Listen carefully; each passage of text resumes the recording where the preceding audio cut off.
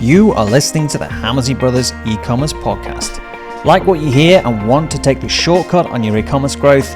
Join hundreds of brands that work with us and head over to joinhb.com. That's joinhb.com and see how we can help you further. Join our members and smash your targets and unlock the profits within your e-commerce site. Hi Ian, how are you? Welcome to the podcast. Hey Mark. But what? What did you say? Welcome to the podcast. Well, sorry, yeah. Well, normally you ask me how I am. How are you? I'm fine. Yeah. How are you? I'm all right, yeah. Just threw me off. Yeah, I've been doing this for 8 years. You started it differently. Yeah. I'm a man of routine. Yeah, can't throw me off with these new ways old dog, new tricks. Speaking to me. I designed a new image of you for our promotion. Did you see that yesterday? Yeah, I did. Yeah. Amazing what you can do with AI. Yeah. For anyone who doesn't know, he made me rather large. I mean, it's yeah, it was funny. Slightly fattest. Made me laugh. He enhanced my natural girth. You can do these things when you work with your brother. If it was anyone else, you'd be instantly fired for gross misconduct. I'm tempted to actually AI modify an image of you and make you look ridiculous and actually use it on the ads.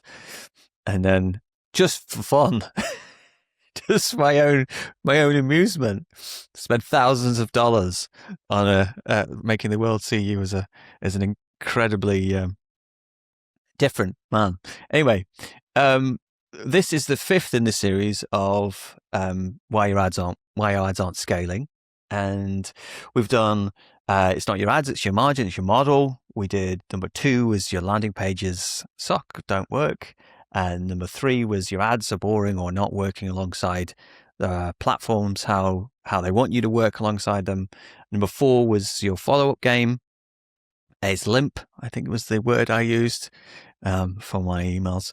And this fifth one is effectively a very short, snappy title, which is you're freaking out and changing things too often and not letting anything optimize. So that's a nice pithy title for today's podcast. So you'll just read it again. This one. You are freaking out and changing things too often and not letting things optimize. Yeah. That was, Now, may I introduce this? Because it's something that I talk about repeatedly with all the e-commerce businesses on the program, and it's a common thread.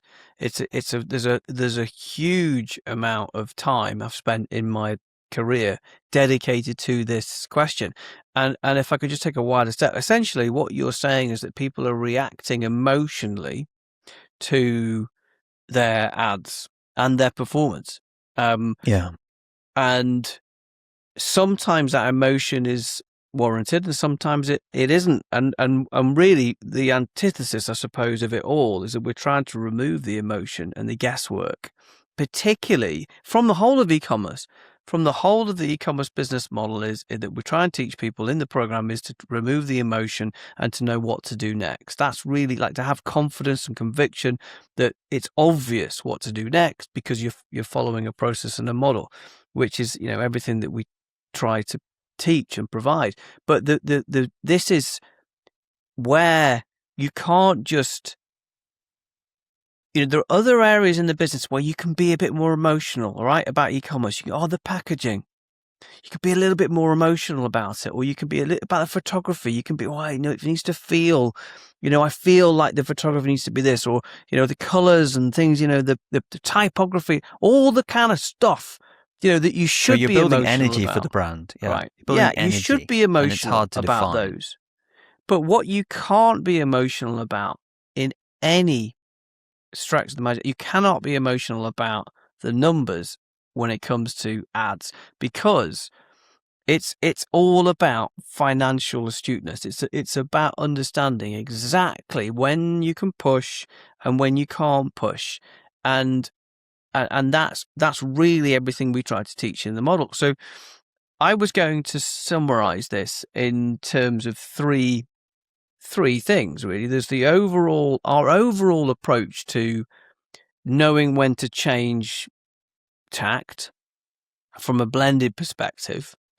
Tack. And then You said tact. tack. Yeah. Yes. That's Thank better. you. I appreciate that. You're right. I didn't even know that I'd made that mistake. I think Thank you you. said it. Well, this time the recording will show. I think I did say tact. Yeah, I think you're right. Yeah. Yeah. Yeah. So I'll do it again. So knowing when to change tack. Really want to say tact. When to change tack. Like, okay, when to change direction or course. Yeah. When to change course. Yeah. When to make a decision and when to leave it alone from a kind of overall top level helicopter view. And then also within the platforms itself, like when, what a decision of when, I'm basically talking about Meta, I'm talking about Google, the big two. So what have you got anything to add? Because I know, and I said to you before we did the podcast, I said, look, this is what we're having a little chat about what we're talking about. And I said, well, you have a danger, Mark, because you're very, very knowledgeable about this subject because you've spent your entire, I think, career trying to help people understand the overall model, take away the emotion and provide a rational, logical plan to follow. And the comfort that that's brought so many people in the program is it's massive. It's a really comforting factor knowing that everything's fine, or I need to panic. I need to change, not panic. I need to change. So, but I'm gonna tee you up with it, and I'm gonna say keep it top level and keep it light and fresh, bearing in mind that this is a podcast. And obviously you go into a lot of detail on the model and the program, which you should do and you do provide. But give me a top level. Give me some analogies. Give me some fun. Like it's a bit like, when you're crossing the river and the ice. And I'm not sure if I've got any of those. I mean, basically what it came from is as obviously I've worked with many e-commerce business owners over a long period of time. And then some like the kind of worst ones to work with are the ones that really sweat a bad day. So they'll, like, as soon as they have one bad day, they'll be on the phone, they'll be talking to you and they'll be like, I've had a bad day. And then they'll want to make changes because they've had that pain of that bad day. And then the next day might be average, or it might be good, or it might be another bad day.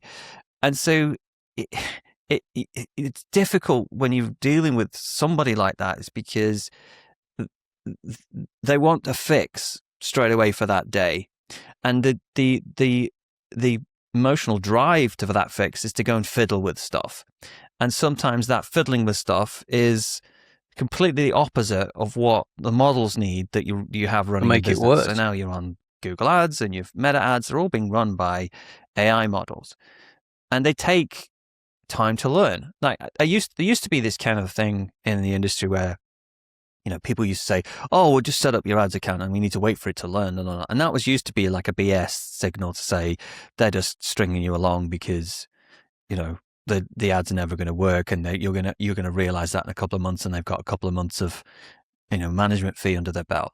But there is definitely now a learning time. Not hugely. It doesn't take that long.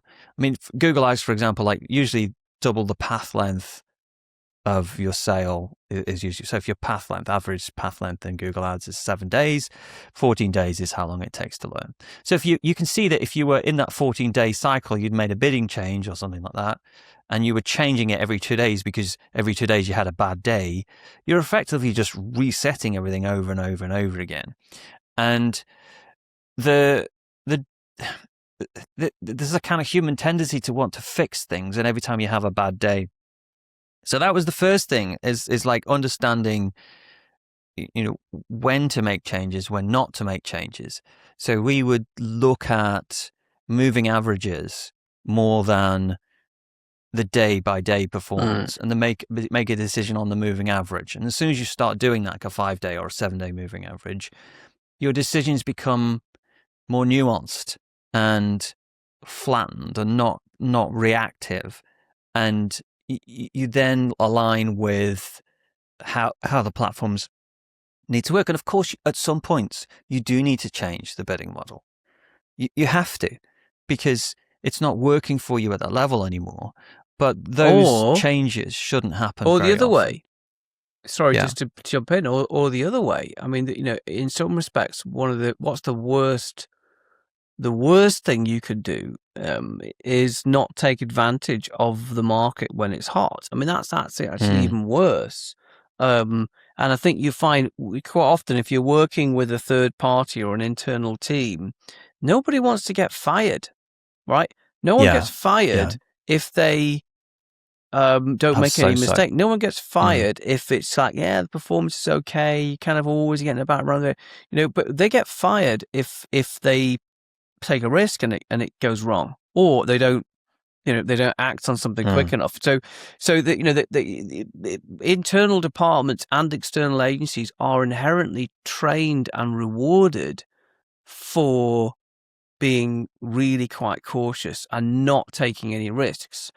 And the worst case of that is if they don't take advantage of the market. So I think you as a business owner, and essentially this is the kind of philosophy, is that you have to understand the fundamental building blocks of when to push and when you can't. And that Mark and I, in the last 20 years, and particularly in the last 5, some of the biggest successes that we've had has been taking advantage of the peaks and growing a business aggressively in the peak months. Taking the business to the next level. We've done it in peaks. We've never like revolutionary changed the course of a business in its troughs, in its quiet months. We've always done it in the busy months. We've always taken advantage of it. And so, that's essentially understanding, what's happening there. But I think really the more the question, if people are listening to this, and they're saying, well, when should I not change and when should I change? So the first thing you said is you look at a moving average. I mean, we always default to 7 days, but in our number sheet when we're putting it through, and two things going to say there is we always look at overall blended. So we take all the ad platforms, and at this point we assume that all the ads, Meta is set up correctly. The frequency isn't too high. It's not serving the same people. The cost of reach across the account is good. There's not the massive overlap. But fundamentally, you got to set it up right. For Google, it's the same. You make sure you're not bidding too much on the brand, etc., etc. You make sure you've got brand exclusion in, yada yada yada. So we're assuming that the fundamentals have already been done, as per your great teaching, Mark, in the course. So then we've got comfort in the fact that if we're getting a downturn overall of new customer ROAS or overall ROAS, we know, we've got the basics covered. So I think, that's the first thing to say. And once you've done the fundamentals, you've got that right, then you're looking at blended. When do you make a decision? And I'll tell you what I think about it, but if you've got a simple answer, I have to talk for you because you go into the weeds, but I don't want people to think that I'm not going into the weeds. I'm like dismissing you. But I think, 7-day average, if your 7-day average drops below your target ROAS blended, then you would probably reduce budget unless you've got something coming up that knows is going to pull you out. So let's got a sale. Black Friday coming, or you've got like a big long weekend and it's going to be, you probably let yourself go slightly deeper into the red than you would normally. If you've got nothing coming, then you're going to have to make a decision to do it and to pull yourself out of it. And I think that's really where you want to be. Now, I think the other really big thing that's helped understand and create things, make things a lot more simple, is what the mistake sometimes people make is when they need to make a change. So that the 7-day ROAS, moving ROAS, is lower than where they want to be. And they're running Google ads and Facebook ads, and then they'll freak out and they'll reduce the budget. But what happens is sometimes they'll reduce budget on Facebook way more than Google, or the other way around. So one thing that I've recently been taking people through is looking at the ratio between the Google ad spend and the Facebook spend and setting that as by a decision and saying, right, our cost per acquisition and our average order value is most effective when the ratio between Google ads and Facebook ads is 20%. So I'll give them a number. And so therefore, when we are moving spend up and down, we are keeping that ratio at the same level. We're not overreacting with one compared to the other. And that simplifies management a lot, because you then keep everything in line. And also, if you change that ratio from 20 to 40 or whatever it is, it's a decision that you can make. You make that decision based on data. You don't just let one team, because you might have a different team running the Google ads compared to the Facebook ads. You don't let one team make an independent decision independently from the results that you're seeing as a business. And so therefore, you won't optimize. Because, for example, let's say you are an 80-20 business, 80% on Facebook, 20% on Google, and you start doing badly. And obviously in that case, Facebook is your biggest channel. It's your big one. It's where you're getting most revenue from. And then you're going, gosh, we need to get the ROAS down. And you pull all the Facebook spend down and you leave the Google where it is. That's inefficient, because you know that Facebook is actually your prime channel. Whereas you're actually ending up with a split of like 60-40. And that's actually putting you in a worse position than where you were, because now you're not leading with your dominant channel. You're spending on your secondary channel, and it doesn't make any sense. So, well, you probably realize that Google. Sorry, just to summarize. Yeah, you probably realize in that scenario that Google is actually only working because Facebook was driving the lion's share of it. But what I was going to say is that if on a day-to-day basis, if you're looking at your moving average, let's say your 7-day moving average, and you are not hitting your new customer recruitment target, which is in the sheet, which of course we teach people how to what that should be. That's a different podcast. That's in the model. But if you're not hitting your target for new customer ROAS, you would reduce spend equally across both channels. If it was Google, it was Facebook. So you're not making a decision. Oh, I'm going to pull back Facebook, and I'm going to leave Google. You are pulling everything back. And conversely, if you are consistently hitting target, you were overachieving, you're above target, then you would push everything up. Because if you start to get into what Mark and I are trying to teach people, the fundamental is you have to have a simple model that everybody can understand, that you can execute. If it's too complicated, and obviously there's times when it needs to be complicated, there's lots of structuring that goes on at the start, but if it's too complicated, nobody can follow it, and everybody panics, and nobody does anything. And so you've got to kind of move up and down. I think that's probably the biggest philosophy, is that you've got to move up and down as the market is there. And the market is so, like, you can do nothing at all, yet the market comes into force because of some event that's happening. Weather. This is why we're obsessed with the weather, because the weather impacts so much of customer behavior. It really can. And if there's a big event on, like, World Cup or whatever, it can really change. So you've got to understand how you've got to be able to move up and down, quickly. And I'll say one other thing. Emotionally, this is how you have to think about your responsibility as an e-commerce owner. Your ads can only work as hard as the pull that you're creating. So what I mean by that is it's your responsibility. Whoever's running your ads, if you're doing it internally, you've got somebody internally, you've got an agency, or you're freelance, or whoever, or even just you're running it in yourself. You've got to go, well, these ads can only work as well as the demand that I create in the business itself. So, it's your responsibility to make sure that you create that demand. All that Google and Meta can do is drive people into your store, into your business. So you've got to create that vehicle that then, so you can feed the Google and feed Meta. You've got to feed it. You can't just go, give me a crap ROAS. That's your responsibility. And what I mean by that is merchandising, marketing, event architecture, offer architecture, seasonality. Thinking about those things that create that really good experience. And that's your responsibility. It's got to create a buzz around the business. The entertainment layer, isn't it? We used to call it. Yeah. The energy of the business. It has to be there to kind of bring you out of the thing. You can't react to saying, oh God, no one's here, no one's buying, God, just what are we going to do? Like it's a lot of times it's you energy. point the finger at the ads. People do that all the time. They point the finger at the ads, and the ads can only exploit the buzz and the demand that the business is creating. That's a huge point to make. But I mean, it's kind of it's a bigger point generally. But yeah, it was really about when not to freak out. So I think we're basically saying is sometimes if your ad performance drops, it's a temporary one. And it could be because of stock, which is annoying. Stock but obviously, is a massive one. You've seen stock that is a massive one. lot. Yeah. Yeah.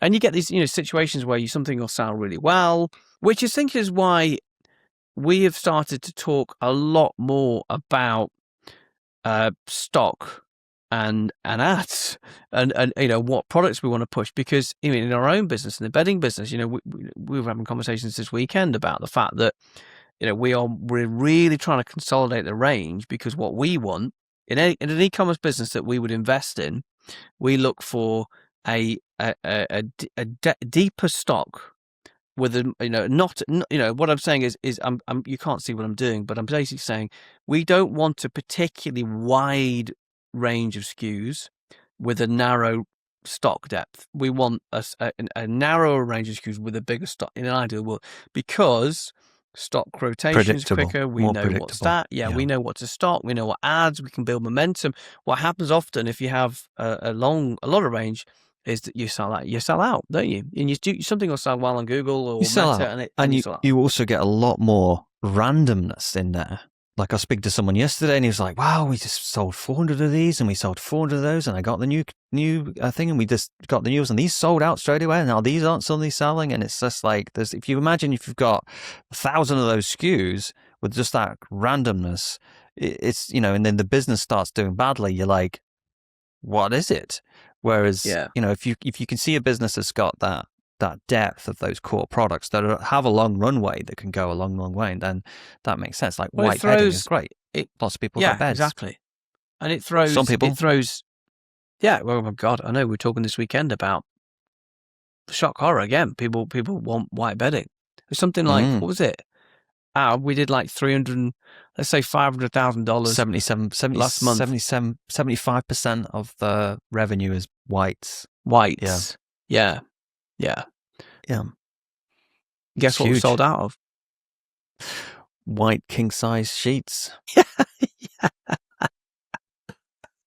Exactly. It really affects the ROAS, the ability to grow, the ability to spend, and also it throws the ad platforms into a bit of a like, hang on a minute, we had a real good core bestseller here with a great ROAS. I was really putting you in front of the, like, what the hell is happening? Imagine if you had a salesperson, that was doing really well, and they've signed this core range and they're doing really well and getting all these orders, and then all of a sudden they can't get hold of that product. The salesman or woman, salesperson, would be coming on the old managers going, what the hell's coming on? What? I can't sell anything. You've got no stock. What the earth are you doing? They would be kicking up such a fuss. And that's what's happening inside. Yeah. I mean, if you look to the warehouse, you wouldn't go, well, there's no stock here. It looks full. There's lots of stock. It's just not the right stock.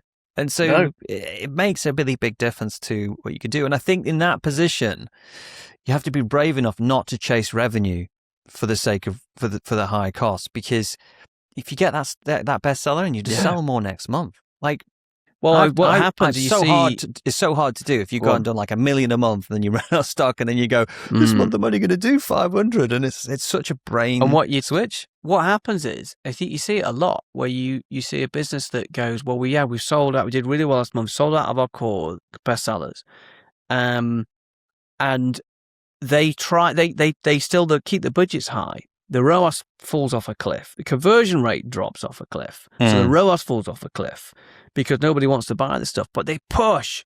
Oh, let's push. People will buy other stuff. Let's shift the old stock. Let's shift the old stuff. The only thing is sometimes, like, obviously, you have to get some revenue to cover your fixed costs. So yes, cover your fixed costs, but then there's no point pushing if your ROAS is lower than it needs to be. I think somebody asked me last week on one of the coaching calls. They said, I don't know if I said this last week, but I've said it a couple of times. But they said, how do what are the variables? How do I know how much to spend on ads? And obviously, we talk about margin, lifetime customer value, the obvious ones, but there's 4 other things. So there's 4 things in total that I think, that you need to know in order to know how to confidently spend on ads. Margin and lifetime customer value, 1 for certain. That's obvious. We talk about that. Margin, lifetime customer value. But the 3rd and 4th ones are, number 1 would be stock and lead time. That's stock and lead time. So if you've got a really long lead time and low stock, there's no point going hell for leather on your bloody ads. You're going to sell out. Then you're going to wait 6 months for it to come over from another ship, from China, wherever it's come from. So the stock is the 3rd one you need to factor. And the 4th one is like capacity and cash flow. Like if you have a warehouse that's only 2,000 square feet, you physically can't store anything else, or they haven't got the cash flow to go off and put the bigger orders in. So it's another sort of nuance of getting it right, which is another reason why we are very, very careful about what stock and new lines we pull, because it's making that harder, isn't it? Those 3rd and 4th ones, with the stock and the constraint. You have a warehouse full of stuff. Anyway, we're going around in circles now, but I think you basically, hopefully that's given people an idea. Is there anything else? Because we haven't really answered the question. Because I've just rambled on. I wanted to just kind of go wider and talk about how growth can be lumpy across multiple years. And so, I mean, this was one of the big car parts companies that grew in the UK, and we grew massively literally from scratch, because they were only on eBay before, and we grew, to millions a month, and then, it was a really big success story. But not every month, year on year, was a growth month. It was lumpy, and sometimes we had a down month year on year, but it didn't freak us out. It freaked out the client, obviously, because they were freaking out. But it didn't freak us out because we'd seen it happen, and it just growth is lumpy. It comes in waves, and it's it is what it is. If you have a bad stock situation, or it's really wet, or you're selling something that is affected by something else, the market will not change to fit your desire. But you've just got to keep doing the right thing. I've got a really good perspective on that, because you and I are sat in our seats where we're seeing hundreds of, everybody who's on the program. We see it all gets through to a number sheet, and we see who's doing well at any time. Everybody gets updated, so we see which industries and which e-commerce businesses are doing well and who isn't. And what often happens is that one month a certain type of e-commerce businesses will be doing well. At the same time, another group of e-commerce businesses won't be doing very well. The next month it could flip. There's patterns. The businesses that were doing really well, and they also don't do so well at certain times, and then the flip side is the businesses that were not doing very well start to do well, and that is because the market, it does change, and it is lumpy, and that's due to external forces. I mean, the biggest one is if products that, give you a really simple example, you often find that homeware product, people that buy products for inside the house, all do well at certain times of year, at the detriment to products that people buy when they're going out to meet people at restaurants and meet, smart clothing. Yeah. You're going outside, you're meeting people, so therefore you're not in your house buying stuff for your house. And it's one group does really well and the others doesn't. So it is lumpy, and we like lumpy businesses because we know that we can push harder at certain times and be much more profitable, and also relax a bit and chill out in the times when it's quiet. Take a holiday, go and take your kids skiing, go and sit on the pool, chill out, relax, because you know that the opportunity is coming and it's here, and planning for that. And that's Difficulty taken us is a that long we time to all, figure that out. as entrepreneurs, we identify with our businesses. Our business success is our happiness. And if our business is not doing well, we are not happy. And that is something that you have to just come to with maturity at some point and realize that you've been successful, you've got a successful business, but it's not always going to be growing every single month, and it's not always going to be exciting every single day. And it's just a level of maturity, isn't it? To be able to say that is the business, this is me, and this is separate from that, and this is what we're doing. We're doing the right things, we're making the right decisions, and we're doing the right things. And that's all you can do, really. Because otherwise, you can't let your emotions be tied to whether or not, like, there's an election on and there's no one's buying because everybody's watching the telly for the election and things like that. It's like, there's a what are you going to do? Iran Cancel the election, bombing everybody, so people can buy. I know. Buy so buckets. There are third parties. You got to know when to hold your course and when to pull back. And I think that's the key. I mean, and for both platforms too. You got to know. That's why I said there's three. What to do overall, where you don't want to be faffing around with one channel and another channel. You're pulling back, and that's really critical. I think there's knowing something what to do bubbling Google up, and I Meta. want to say about running a team that's kind of coming from this. Is that okay? Yeah. So so this came from, you remember I used to work in Stone at 2 restaurants when I was 21. I used to work in 2 restaurants. One of the restaurants was Granville's, and it's still going today. The other one was a restaurant called Dex. And I used to work as a barman in both of those places. I was earning some money to go around the world. And with Granville's, when you were there, the owner would come round and he would ask you, how are you doing? Do you need any help? Do you want anything? Blah, blah, blah, blah. And they would do all that kind of stuff. And it was really nice. And at the end of the shift, you gave you some chips and some free drinks and stuff like that. The other one, the manager would come round and he'd say, why are you doing that wrong? Why have you not done this? Like, you can't have a drink, like, kind of stuff. It was completely, completely different. And I think that running an e-commerce business is similar to that. I mean, obviously, the Granville's are still running today. Dex went out of business after a year or 2 years. It didn't do very well, and that was a big lesson for me early on. And running an e-commerce business is similar. So, first of all, is obviously get the right teams. The second thing that we've kind of touched on today is get the teams inside and outside looking at the same thing. So they're choreographed. So if you're looking at like a dance troupe, they're all doing the same dance. They're all focusing on the same thing at the same time, because you can't run an e-commerce business where they're doing a hip hop dance and they're doing a ballet dance and they're doing this kind of dance. It doesn't work. And then when you get everybody singing off the same song sheet, be like the owner of Granville's. Make sure everybody's got what they want. Like the agencies, what can I do to help you? What can we do to improve your job? What can be easier for you? The worst thing you can do, and I see this a lot, is sitting there like an e-commerce manager, like thinking that your job is to sit there and beat everybody up, is to get everything up. Your job as an e-commerce manager is to make everybody underneath your lives easier so they can do the job that you want them to do. Obviously, your job is also to choreograph them, to bring them back to the same song sheet, so they're singing the same song.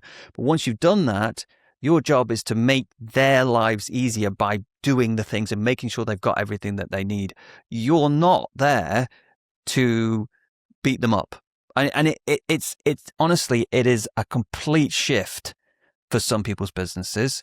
And the best businesses we work with, we see that's happening. They're going, okay, what can I do? What can I do? What shall I do? What resources do you need? What bits do you need? Of course, you're paying them money, so you obviously they're doing a good job. And if they're bad, you've got to replace them. But at the same time, it's just fundamental to running a business in a good way. And it comes from that mindset. It filters down to a simple system that you can use to get everybody on the same platform. And then you're basically just helping people with the stuff that they need to have. I think that's wanted to say that. No, it's a really good point. And I think if we could go back in time, probably like 10 years ago, before we built the number sheet, and built the program, you'd have these silos. You'd have the Google ads would be completely siloed, and we would not be talking at all to the Meta team, and then you'd have an email team over here, and then you'd have the store in the middle, and no one would be. The ads guys wouldn't be talking to the store. Like, you'd have these completely separate conversations with these two teams. A report from the Google Ads team saying, yeah, we had a record month. It's fantastic. We did really well. And then the business owner's looking at the numbers and going, well, actually, I had a really bad month overall. What the hell are you talking about? This doesn't make sense. Do you know what? Never have that conversation. And we've really taken that for granted, actually, because we've not been in that boat for such a long time because of the way we run our own e-commerce businesses, and we teach everybody. It's bringing it all together. It's like it is all one conversation. It's completely linked. You got to get that bit right first. You got to pull everything. It's the same conversation. Everybody's looking at the same thing. And once you've done that, then your job, if you're a business owner or you're an e-commerce manager, is to make these partners lives easier, and not to beat them up. Yeah. Definitely. Well, know when you should beat them up. Yeah, fire them. Get rid of them. Obviously, there's things you do have to do, but it's the mindset. It's the mindset of what you do, and like a lot of things about business is finding good people and giving them a nice environment to work in and making them thrive. Because if you've got the other type mindset, the good people just leave. You'll end up with the only people in the business that can't leave or can't get a good job. You don't want that. Also, most people who'll be listening to this will be running.